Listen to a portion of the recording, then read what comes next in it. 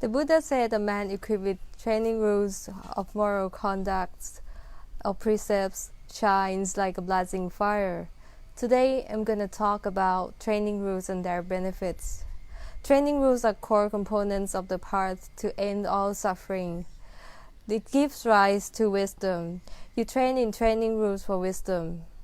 And in turn, you use wisdom to purify or to maintain purification of training rules. This will lead to right mindfulness, right concentration, and right liberation. For meditators, this should be your goal for meditation. If you're a lay person, you may begin with 5 training rules, and before stepping forward to 8 or higher if you want to. And if your goal is to end all suffering, this is to recommend. I suggest that you do it now. Make a life change decision. Make a life change from within.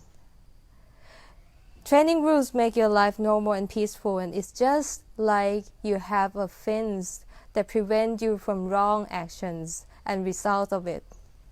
They prevent you from life destruction, from taking what is not given, from sexual misconduct, from false speech, and from consuming intoxicants, drugs, alcohol, those kind of things, including wines and things like that leads to carelessness and mental confusion.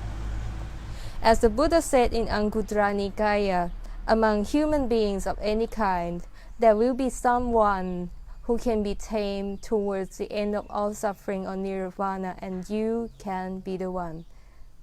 Stream enterer, Sodapatipala person, the first type of noble people, whose actions are restrained by 5 training rules, will no longer be born in hell, in animal realms and bad destinations, all bad destinations. These people will not be born in the lower world, and they have fixed destiny towards the end of all suffering or nirvana.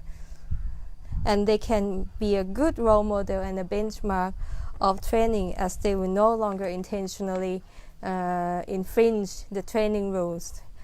And this, they possess confidence in the Buddha, the Dhamma, and the Sangha. Then that's not just only normal confidence, it's unshakable confidence. As they have such confidence, their virtuous behavior and are loved by noble people, unbroken, flawless, unblemished, freeing, praised by the wise, and lead to right concentration.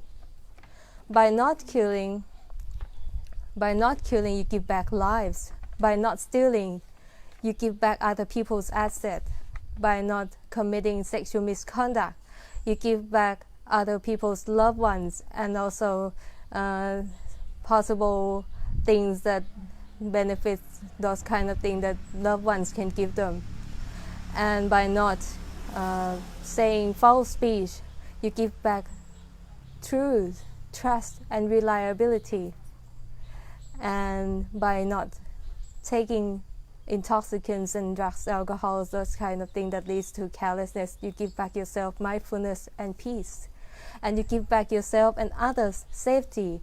And you give other people the possible chance to listen to your Dhamma talk, to listen to your right liberation that will lead to end of suffering of yourself and others. And by taking training rules, you give yourself a mind cleanser, a fence for true wisdom, a refuge and a shelter, and the path to end all suffering. And you give others the chance to listen to your experience and the wisdom that you can share to the world. That is why it is important to anyone who can stop suffering, who want to stop suffering, not just only through meditation, but also through observing and reflecting upon training rules. And if you are strong enough, if you have strong intention, definitely you can make it a daily life.